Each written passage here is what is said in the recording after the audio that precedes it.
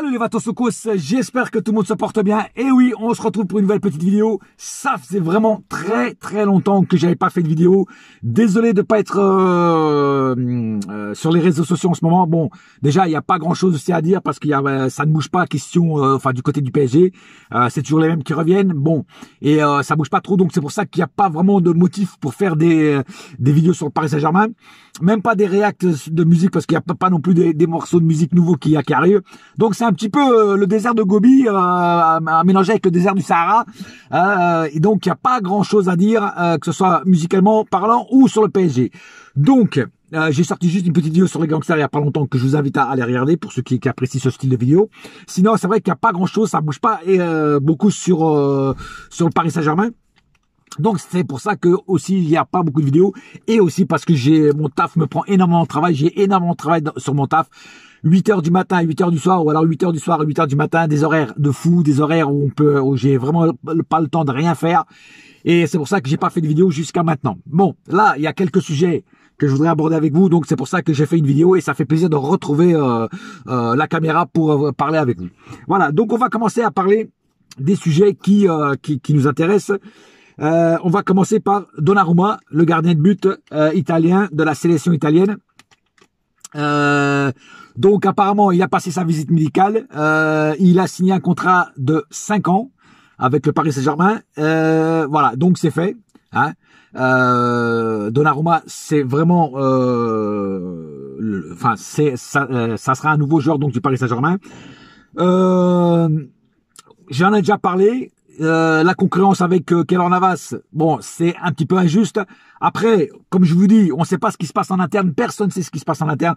Peut-être qu'il y a un accord entre Keylor Navas et le club. Le club a peut-être parlé avec Keylor Navas et lui a dit peut-être que Keylor Navas a accepté ce deal. Il y a des fake news qui traînent. Enfin, moi, j'appelle ça des fake news parce que je pense pas que ce soit vrai. Qui disent que, soi-disant, Keylor Navas veut partir parce qu'il ne veut pas refaire la même histoire qu'il a eu au Real Madrid quand il s'est confronté avec Courtois. Ah, il veut pas être second gardien. Je sais pas si c'est vrai, mais moi, je pense que c'est faux. Enfin, moi, je lui dis franchement, je pense que c'est faux. Je pense que Pochettino va quand même garder Keylor Navas pour les gros matchs, pour les grands matchs. Et Donnarumma pour les autres matchs. Moi, ce qui me dérange en Donnarumma, c'est que le mec, il a aucune expérience en Ligue des Champions. Aucune. Parce que le club où il était, ça fait longtemps qu'ils n'ont pas été en Ligue des Champions. Et depuis qu'il était au Milan, il n'a pas été en Ligue des Champions. Et ça, pour moi, c'est un grand handicap. Parce que je ne sais pas, sous la pression, comment ce gardien va être. Est-ce qu'il va garder son statut, il va être bien, ou est-ce qu'il va perdre un petit peu les pédales, il va stresser, il va faire des conneries, il va faire des boulettes. On ne sait pas. Et c'est ça qui me dérange le plus en Donnarumma, c'est ça surtout. Après, oui, il est gardien de l'équipe nationale italienne, ouais, il est gardien aussi numéro 1 à Milan, mais en Ligue des Champions, il est vierge. On va dire ça comme ça. Donc, ça me fait un petit peu peur, je vous le dis franchement. C'est pour ça que moi, je pense que Keylor Navas fera quand même les matchs de Ligue des Champions. Et que peut-être en phase de groupe, si jamais on réussit les 2 premiers matchs, peut-être que le 3e match, peut-être que Pochettino mettra Donnarumma pour le mettre dans le bain de la Ligue des Champions. Ça sera à Pochettino de décider. C'est lui le coach, c'est lui qui décidera et c'est lui qui va gérer tout ce genre de trucs. Après voilà, Donnarumma, oui c'est vrai, gardien très jeune, gardien très talentueux. On voit déjà l'avenir du Paris Saint-Germain. Parce que Keylor Navas, voilà, 35 ans je crois, il va pas rester indéfiniment au Paris Saint-Germain. Cette année, il a été blessé quelques fois. C'est vrai que Sergio Rico n'a pas convaincu en haut au sommet. Donc voilà, mais moi je pense quand même à Sergio Rico qui sera quand même 3e gardien. Je sais pas si Sergio Rico va accepter d'être 3e gardien, ça on va voir. Peut-être qu'il acceptera, hein, on sait pas. Hein. Tant qu'il y a le salaire qui tombe, le reste, peut-être qu'ils s'en foutent. Il y a des joueurs comme ça, hein. Ils préfèrent le salaire que jouer. Regardez Draxler, il s'en foutait de jouer ou pas. Il savait qu'à la fin du mois, il y avait la paye. Voilà, enfin bref. Donc on verra ce que ça donne. Mais en tout cas, Donnarumma est bien joueur du Paris Saint-Germain.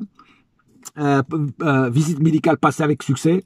Et voilà, dès que l'Euro se finira, il va rejoindre le camp des loges pour s'entraîner avec ses nouveaux collègues. Voilà. Hakimi, toujours toujours en stand-by. Le PSG va faire une nouvelle offre de 75 millions plus bonus. Est-ce que le Milan va accepter? Parce qu'il y a Chelsea qui est toujours aux aguets, qui est toujours là pour savoir si on va ou pas prendre, si on va réussir à le prendre. Moi, je pense quand même que le Leonardo va pas laisser passer cette occasion de Hakimi. Comme j'avais déjà dit dans mes autres vidéos, je pense qu'au bout d'un moment, les étoiles vont s'aligner et ils vont tous être d'accord sur un prix. Si jamais ils proposent, comme là, je viens d'apprendre que c'est 75 millions plus bonus, je pense que c'est déjà une très très très bonne proposition et que je pense pas qu'ils vont refuser. Après, voilà, ils en voulaient 80. Bon, on va voir. Mais de toute façon, moi, j'ai confiance en Leonardo. Je pense que Hakimi, et en plus, le joueur fait pression parce qu'il veut absolument aller à Paris.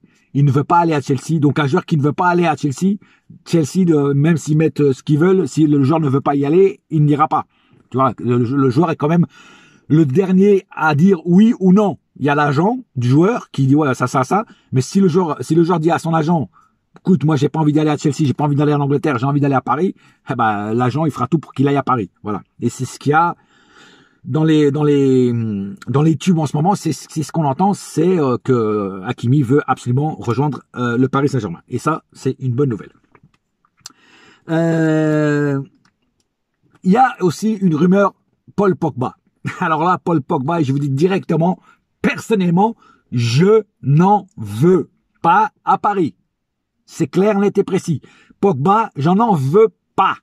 Je n'aime pas ce joueur, je n'aime pas le profil de ce joueur, je n'aime pas la manière dont il joue, il fait un match, il choisit ses matchs et en plus, il fait un match bien sur 10, ça ne m'intéresse strictement pas. Des joueurs avec des gros égos, on en a déjà assez dans le vestiaire, hein, pas pour en rajouter d'autres, hein, et des joueurs bling c'est bon, on en a déjà assez aussi. Voilà. Surtout que pour moi, Pogba, c'est un joueur sous-coté, hein, c'est pas la méga star comme certains le pensent. Pour moi, ce n'est pas un profil qui est pour moi, enfin qu'on a besoin au Paris Saint-Germain. Voilà, je vous dis franchement, Pogba, moi personnellement, j'en veux pas. Alors vous n'êtes pas obligé d'être d'accord avec moi, mais moi, je n'en veux pas. Pogba, c'est négatif, j'en veux pas du tout, et qu'il reste où il est. Et les choses sont très bien. Après, bien sûr, c'est pas nous qui décidons, c'est pas moi qui décide. Si le PSG décide de faire Pogba, je serai obligé de l'accepter. Mais je dis franchement, moi, je l'aime pas. Et j'en veux pas. Et je suis pas le seul parce que je parle avec d'autres supporters parisiens qui n'en veulent pas non plus. Voilà. Donc je suis pas le seul à pas en vouloir. Voilà. Donc voilà, résumer et conclure sur cette affaire Pogba. J'espère franchement que ce n'est qu'une sale rumeur. Voilà. J'ai bien dit sale rumeur. Parce que ça, franchement, non. Non, Pogba, non, merci. Il y a aussi des rumeurs Varane et Sergio Ramos. Alors, je vais faire les deux en même temps. Pourquoi? Parce que déjà, c'est deux défenseurs. Mais aussi, si je vais choisir entre ces deux-là, mon choix est vite fait. C'est Sergio Ramos à 1000%. Pourquoi? Déjà, Sergio Ramos, c'est gratuit. Il a quitté le Real Madrid. On n'a pas à négocier avec le Real Madrid pour le prendre. Donc, on l'achète 0. Après, évidemment, ça, c'est jamais 0 parce que il y a le salaire à payer, plus la prime à la signature, tout ça. Bien sûr, il y a des sous. Mais si il fallait l'acheter, ça serait encore plus cher. Donc, c'est quand même un petit bonus. Il est gratuit entre parenthèses. Voilà. Donc, pour moi, rien que pour ça, je le prends. Et en plus, Sergio Ramos, c'est un mec qui a de l'expérience. Il est resté, je crois, sans mentir, 16 ans au Real Madrid. Donc, une expérience de fou. Une expérience sur les gros matchs. Donc, il sait gérer la pression, il sait gérer ses nerfs, même s'il se prend beaucoup de cartons. Et surtout, c'est un joueur très intéressant dans le sens que depuis Thiago Motta, on n'a plus eu de joueur avec une sale mentalité, du vice. Je sais pas si vous me comprenez. Voilà.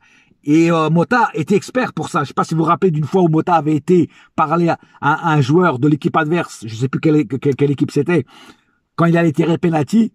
Et le mec, il a secoué et il a loupé le penalty. Tu vois, je sais pas ce qu'il lui a dit, mais en tout cas, il a loupé le penalty. Et ça, Motta savait le faire extrêmement bien. Il savait énerver les autres, il savait énerver avec classe. Et Sergio Ramos, c'est à peu près pareil. Il sait mettre les gens en stress pour qu'ils fassent des conneries. Vous voyez ce que je veux dire? Et c'est un joueur avec du vice. Et ça, on en a besoin à Paris. Il y en a pas. Et puis, dans le vestiaire, c'est un patron dans le vestiaire, il va te remettre les points sur les i. Si l'équipe à la mi-temps perd ou joue mal, le mec, il va peut-être avoir même plus de gueule que le propre coach. Tu vois ce que je veux dire? Lui, il a pas peur de se cacher avec ses collègues. Le coach, des fois, il peut prendre des pincettes pour dire un tel à ci, un tel à ça, tu vois.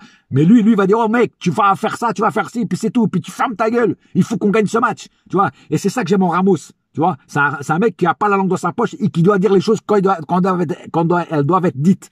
Et rien que pour ça, je le prends à 1000%. Voilà. Varane, franchement, moi, c'est pas un joueur qui me séduit, personnellement, hein. Mais en plus de ça, c'est que si on fait Varane, c'est qu'il faut négocier avec le Real Madrid. Il lui reste 1 an de contrat. Et apparemment, moi, ce que j'ai entendu, c'est que le Real Madrid, il est prêt à le vendre, mais pour 50 millions à 1 an de la fin du contrat, 50 millions, c'est beaucoup d'argent. C'est beaucoup d'argent. Donc, moi, je le prendrai pas. Déjà pour ça, parce que il le vend trop cher. Et en plus, Varane a beaucoup de lacunes en défense. Il fait beau. D'ailleurs, là, cette année, il n'a pas été au top. Hein? La dernière année qu'il a fait avec le Real, il n'a pas été au top. Donc, c'est pas un joueur, c'est pas un profil, moi, personnellement, qui me séduit et qui m'intéresse. Après, comme je dis, je suis pas recruteur du PSG, je suis pas Leonardo, je ne suis pas Nasser. S'ils décident de le faire, ils vont le faire. Mais moi, si je serais à la place de Leonardo, j'irais chercher ailleurs un joueur avec une qualité et un profil différent. Voilà. Parce que Varane, voilà, c'est un bon joueur, mais c'est pas non plus le top. Il a beaucoup trop de lacunes, ce joueur. Voilà. Surtout la dernière année, c'était horrible. Voilà. Donc, moi, personnellement, je ne le ferai pas. Voilà. Pareil, vous n'êtes pas obligé d'être d'accord avec moi, mais moi, personnellement, Varane, je le prends pas. J'irai voir ailleurs, peut-être des joueurs plus jeunes, moins chers, et peut-être avec un profil plus percutant, plus intéressant pour le Paris Saint-Germain. Voilà. Donc voilà, c'est à peu près ça ce que j'avais à dire. Un petit mot sur Giorgio Wijnaldum, qui pour moi fait des étincelles avec sa sélection les Pays-Bas. Il a encore marqué 2 buts là dernièrement. Le mec, c'est un top joueur. C'est un top joueur. Là, on a bien vu ce qu'il valait. Et franchement, c'est un joueur comme ça qu'il nous faut à Paris. Voilà. Donc les milieux, vous avez intérêt de porter vos coups sur le terrain parce que Wijnaldum, il est là et il va faire du nettoyage, le mec. Il va faire beaucoup de nettoyage. Il va faire surtout beaucoup de bien au milieu. Voilà. Donc, préparez-vous quand même à qu'il fasse des matchs de fou avec le Paris Saint-Germain, en espérant que les autres joueurs l'aident aussi, parce que un joueur tout seul, même s'il a beaucoup de talent, s'il n'est pas aidé par d'autres joueurs, il pourra pas faire tout seul. Voilà. Parce que dans l'équipe du Pays-Bas, il a quand même beaucoup de gens qui l'aident, tu vois, et ça aide un joueur à être meilleur. Ouais, vous voyez ce que je veux dire. Voilà. Donc on verra bien ce que ça donne avec le Paris Saint-Germain. En tout cas, avec les Pays-Bas, c'est 5 étoiles au guide Michelin. Voilà, en tout cas, j'ai fait à peu près le tour de toutes les rumeurs et de toutes les dossiers chauds qu'il y a en ce moment au Paris Saint-Germain. Alors, est-ce que Sergio Ramos, ça se fera? J'espère que oui. Est-ce que Hakimi finira par venir à Paris? Je pense que oui et j'espère que oui. Et voilà. Et le mercato va continuer parce que le mercato n'est pas fini. Il y a encore beaucoup de postes à combler au Paris Saint-Germain. Et cette année, il faut en profiter parce que il n'y a plus de fair play financier, donc il faut mettre le paquet. Voilà. Et ils l'ont dit qu'ils allaient mettre le paquet, donc voilà. Mais après, il y a aussi des dossiers qui sont plus compliqués à traiter que d'autres. Par exemple, Hakimi, tu vois, c'est plus difficile à traiter que d'autres. Par exemple, Donnarumma, ça a été plus facile. Ça a été plus rapide, ça a été plus facile. Enfin, je pense, hein, j'ai pas été voir, mais je pense que c'est ça. Et Hakimi, c'est plus compliqué. Il y a des dossiers un peu plus compliqués qui durent un peu plus longtemps, d'autres qui sont plus rapides, voilà. Dès que tu as l'accord du joueur, l'accord de l'agent, l'accord du club, tout ça, que les prix se font, il n'y a plus rien à faire. Il y a juste à signer les contrats. Voilà, c'est tout pour l'instant. J'espère que cette petite vidéo vous a plu. Moi, ça m'a plu de la faire. On se retrouvera bientôt pour de nouvelles vidéos. Dès que j'ai le temps, dès qu'il y a des nouveaux sujets. En ce moment, comme j'ai dit, c'est très calme. Donc, dès qu'il y aura des nouveaux trucs et que j'ai quelques minutes pour faire une vidéo, je la fais avec plaisir. Et voilà. Pour l'instant, c'est tout. Un seul cœur, un seul club, c'est Paris ma gueule. Yes, my friend. Et la saga continue. Allez, bouya!